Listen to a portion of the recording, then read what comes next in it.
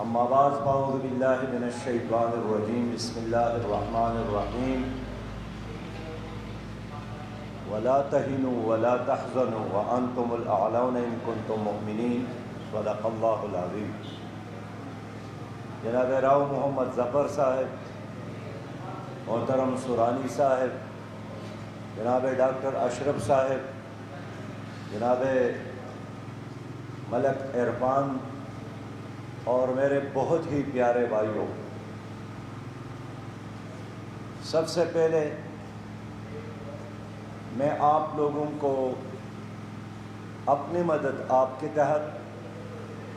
اور الخدمت فاؤنڈیشن کے کارکنان کے ساتھ مل کر اپنے مظلوم، مجبور اور سیلاب کے متاثرہ عوام کی خدمت کرنے پر مبارکباد پیش کرتا ہوں۔ میرے بھائیوں، میں 3 دنوں سے اس علاقے میں ہوں اور میں اس نتیجے پر پہنچا ہوں کہ ہمارے لیے ہندوستان کے ایٹم بم سے زیادہ خطرناک پاکستان میں موجود نااہل اور نالائق اپنے حکمران ہیں۔ اس لیے کہ 1945 میں امریکہ نے جاپان پر ایٹم بم گرایا تھا اور ناگاساکی اور ہیروشیما 2 شہر تباہ ہو گئے تھے، لیکن وہ قوم دوبارہ اپنے پاؤں پر کھڑی ہو گئی اور اب جاپان ایک معاشی سپر طاقت بن گیا ہے۔ اس ایٹم بم کے تباہی نے ان کو پناہ نہیں کیا، اس مصیبت نے ان کو ایک نئی زندگی عطا کی، لیکن ہمارے ان حکمرانوں نے ہمارے نسلوں کو تباہ کیا،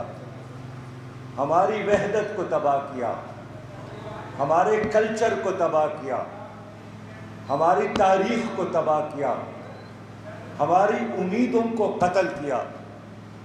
اور ان حکمرانوں کی وجہ سے آج پانی جو اللہ تعالیٰ کی ایک رحمت ہے، ان کے بدعمالیوں کی وجہ سے زحمت بن گئی ہے۔ میرے دوستو، یہاں بارش ہوتی ہے تو بارش تو برطانیہ میں 7-8 مہینے ہوتی ہے۔ آپ نے برطانیہ میں دیکھا ہوگا ہر آدمی کے ہاتھ میں ایک چھتری ہوتی ہے، اس لیے کہ روز کا معاملہ ہے۔ لیکن اب بارش اچانک بھی نہیں آتی، 15 دن پہلے، 20 دن پہلے، 1 مہینہ قبل محکمہ موسمیات پیشگوئی کرتے ہیں کہ بارش ہوگی، اتنی ہوگی، شدت اتنی ہوگی، پانی اتنا آئے گا، سیلاب اتنا ہوگا۔ لیکن ان تمام معلومات کے باوجود یہ بیڑیے، یہ درندے اور اژدہے اپنے ایئر کنڈیشنز ہال میں، اپنے عالیشان بنگلوں اور کوٹھیوں میں، اپنی ذاتی مفادات کے جھگڑوں میں مصروف ہوتے ہیں اور عوام کے خاطر نعرہ تکبیر، میرا ملک بچا لے اے مولا، میرا ملک بچا لے اے مولا، یہ چور لٹیرے اے مولا تیرے ملک کو گھیرے اے مولا، تو ان کو اٹھا لے اے مولا، میرا ملک بچا لے اے مولا۔ میرے دوستو، عوام کے خاطر، آپ کے خاطر، ان کی زندگی میں ان کے ساتھ ایک لمحہ بھی نہیں ہوتا۔ یہ IMF کے غلام، یہ ورلڈ بینک کے غلام، یہ امریکہ کے غلام، یہ انہی کے ڈکٹیشن پر چلنے والے، جب تک مغربی میڈیا ہمارے ملک میں کسی واقعے کو نہ اٹھالے، ہمارا میڈیا بھی اس کی طرف کوئی توجہ نہیں دیتی کہ کوئی واقعہ ہوا ہے۔ ہاں، اگر BBC اور وائس آف امریکہ نے رپورٹ کیا، پھر ہماری میڈیا اس کی طرف توجہ دیتی ہے۔ ان کا قبلہ کہیں اور ہے، وہ نہیں ہے جس کی طرف ہم اور آپ سجدہ کرتے ہیں۔ اس لیے میں نے آج دیکھا فاضل پور تک پہنچتے پہنچتے انسان کا دل ڈوب جاتا ہے کہ ہزاروں نوجوان تو چھوڑیے، مائیں بہنیں اور بیٹیاں سڑکوں پر بیٹھی ہے۔ اب رات آنے والی ہے، میں سوچ رہا تھا ان کے کھانے کا کیا انتظام ہوگا، ان کی واش روم کا کیا انتظام ہوگا، ان کے پردے داری کا کیا انتظام ہوگا، ان کے بچوں جو ان کے گود میں تھے ان کے لیے دودھ کا کیا انتظام ہوگا، ان کے جانور جو انہوں نے بچا کے ساتھ رکھے ان کے لیے چارے کا کیا انتظام ہوگا، رات کے وقت روشنی کا کیا انتظام ہوگا، اور خدا نہ کرے اگر رات کو اور بارش آ جائے تو یہاں تو میں نے مساجد بھی دیکھا ہے وہ بھی ڈوب گئے ہیں، اسکول بھی ڈوبے ہیں، تو یہ لوگ کیا کریں گے؟ اگر آج میں دیکھتا کہ یہاں گورنر موجود ہیں، یہاں وزیر اعلیٰ آئے ہیں،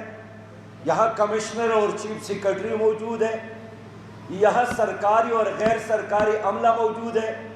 یہاں صدر اور وزیر اعظم موجود ہے، تو خدا کی قسم اگر کھلے آسمان کے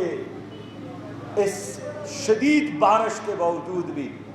لوگ وہ تکلیف برداشت کرتے۔ دیکھیں ہم مسلمان ہیں، ہمارے لیے نبی مہربان صلی اللہ علیہ وسلم ایک نمونہ ہے۔ ایک آدمی نے جا کر فریاد کی کہ بھوک ہے اور میں نے اپنے پیٹ پر پتھر باندھا ہے، تو حضور صلی اللہ علیہ وسلم نے اپنے بدن سے قمیص اٹھایا اور فرمایا کہ میں نے 2 پتھر باندھے ہیں۔ حضرت عمر رضی اللہ تعالیٰ عنہ کے زمانے میں قحط آیا اور قحط کے خاتمے تک انہوں نے گھی اور زیتون کا تیل اور گوشت کھانا چھوڑ دیا تھا۔ میرے بھائیوں اور دوستوں، میں اس لیے عرض کرنا چاہتا ہوں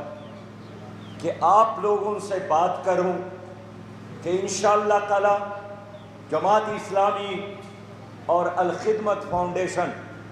تمہارے ساتھ موجود ہے، دھوپ ہو یا بارش ہو، گرمی ہو یا سردی ہو، خوشی ہو یا تکلیف ہو۔ جماعت اسلامی کی قیادت ملک عرفان صاحب یہ آپ کی خدمت میں ہر وقت میں دیکھ رہا ہوں۔ جب بارش نہیں بھی تھی تو آپ کے سڑکوں کے حوالے سے یہ آدمی سڑکوں پر کھڑے تھے۔ میرے دوستو، اس لیے یہ موقع ہے کہ آپ اپنے دوست اور اپنے دشمن کا پہچان کریں۔ اور میں نے یہاں اسٹڈی کیا، اتنا پانی نہیں ہے، لیکن جاگیرداروں نے اپنی جائیدادوں کو بچانے کے لیے بڑے بڑے بند باندھے ہیں، تو پانی اپنے راستے پر جانے کی بجائے انہوں نے بستیوں کا رخ کیا، تو جاگیرداروں کی جائیدادیں بچ گئے اور غریبوں کی بستیاں تباہ ہو گئی اور برباد ہو گئی۔ آج مجھے ڈاکٹر ملک صاحب نے بتایا کہ 6 لاشیں انہوں نے کیچڑ سے اور دلدل سے نکالی ہے، 6 لاشیں اس ایک چھوٹے سے گاؤں میں۔ مجموعی طور پر کوئی 800 سے زیادہ لوگ شہید ہو گئے ہیں ان کی نالائقی اور بدتدبیری کی وجہ سے۔ میں ان سے یہی گزارش کروں گا کہ خدا کے لیے مرکزی حکومت اور صوبائی حکومت اپنی جھگڑوں کو چھوڑ کر ذاتی مفادات کی اس لڑائی کو کچھ دنوں کے لیے چھوڑ کر جنگ بندی کر کے جنوبی پنجاب، بلوچستان اور سندھ کے مسائل پر توجہ دے، اس علاقے کو آپت زدہ قرار دے۔ ابھی میں خبر لے رہا تھا سندھ کا، تو وہاں کے وزیر اعلیٰ نے سندھ کو آپت زدہ قرار دیا ہے، اور یہاں کا وزیر اعلیٰ نے اب تک اس علاقے کا دورہ نہیں کیا ہے۔ یہ کیسے سوئے ہوئے لوگ ہیں، یہ کیسے بے خبر لوگ ہیں؟ اس لیے کہ شہزادے ہیں، ان کو آپ کی تکلیفوں کا احساس نہیں ہے۔ یہ خانزادے ہیں، یہ ظالم جاگیردار، یہ کرب سرمایہ دار۔ اور راب صاحب نے ٹھیک بتایا کہ اس مصیبت کے لمحے میں بھی یہ کماتے ہیں، جب باہر سے کوئی امداد آئے گا تو ان کے لیے کرپشن کے نئے چانسز اور نئے راستے کھل جائیں گے۔ تو میرے دوستو، آپ کی لاش پڑی ہو تو بھی یہ کما رہے ہیں، اور آپ زندہ ہو تو بھی آپ کا گلا دبا کر ٹیکسز لے کر بھی یہ کما رہے ہیں۔ یہ ایک مستقل مصیبت ہے پاکستان اور 22 کروڑ عوام کے لیے۔ لیکن میں اپنے بھائیوں کا شکریہ ادا کرتا ہوں، ملک عرفان صاحب، ان کی پوری ٹیم، الخدمت فاؤنڈیشن کے صوبائی صدر جناب ڈاکٹر اشرف صاحب، صوبائی قائد جناب راؤ محمد ظفر صاحب، جے آئی یوتھ کے ہمارے شیردل نوجوان دن رات آپ کی خدمت میں لگے ہیں، اور انشاءاللہ تعالی آپ کے آخری آدمی کو دوبارہ آباد کرنے تک ہم آپ کے ساتھ کھڑے ہیں، اور ہم اس لمحے کے انتظار ہے کہ آپ اپنے گھر میں داخل ہوں، آپ کے چہرے پر اور آپ کے بچوں کے چہرے پر ہم مسکراہٹیں دے سکیں۔ اس بہار کے آنے تک انشاءاللہ تعالیٰ الخدمت فاؤنڈیشن اور جماعت اسلامی آپ کے ساتھ قدم بقدم موجود ہوں گے۔ وآخر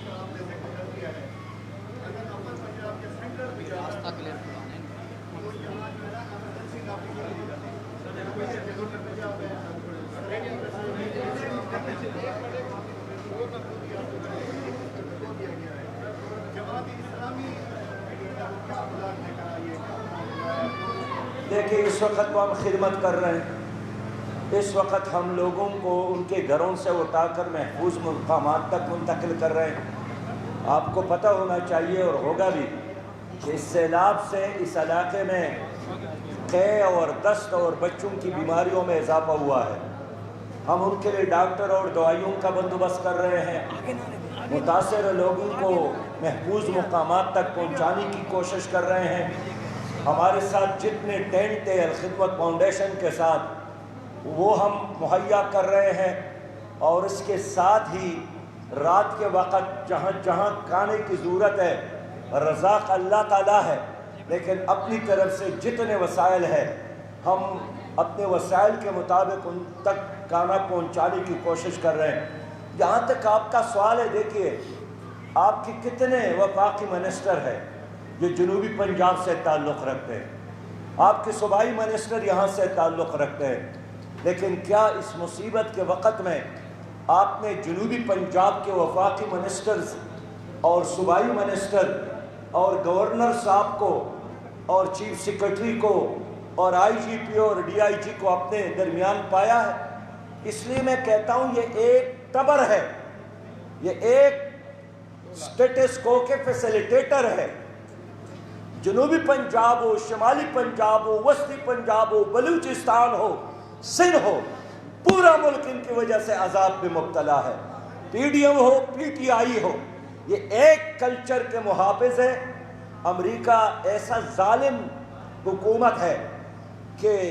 اسلامی ممالک پر انہوں نے اپنی مرضی کی حکومتیں بھی مسلط کی ہے اور مرضی کی اپوزیشن بھی مسلط کی ہے۔ کل لیاقت باغ میں جلسہ تھا، میں عمران خان سے پوچھنا چاہتا ہوں کہ آپ کو لیاقت باغ میں ہونا چاہیے تھا یا آپ کو راجن پور میں ہونا چاہیے تھا؟ آپ کو فاضل پور میں ہونا چاہیے تھا، لیکن ایک شہباز گل کا تو آپ کو غم ہے، اور یہاں ہزاروں شہباز گل ہمارے شہید ہو گئے، دلدلوں میں اور کیچڑوں میں ان کی لاشیں برآمد ہو رہی ہے، ان کے بارے میں ان کو فکر نہیں ہے۔ کیا مصیبت کے اس لمحے میں انصاف کا تقاضا یہ نہیں تھا کہ وزیر اعظم اور وزیر اعلیٰ یہ سب مل کر ادھر آتے اور لوگوں کی اس مشکل کو کم کرنے میں اپنے حصے کا بوجھ اٹھاتے؟ لیکن عوام ہے اپنا بوجھ خود اٹھانے کی کوشش کر رہے ہیں، اور یہ ایئر کنڈیشن ہالوں میں مزے کر رہے ہیں، پروٹوکول انجائی کر رہے ہیں، حرکت بھی کرتے ہیں تو آپ پر بوجھ، سوتے بھی ہیں تو ٹیکس آپ ادا کرتے اس ایئر کنڈیشن کا،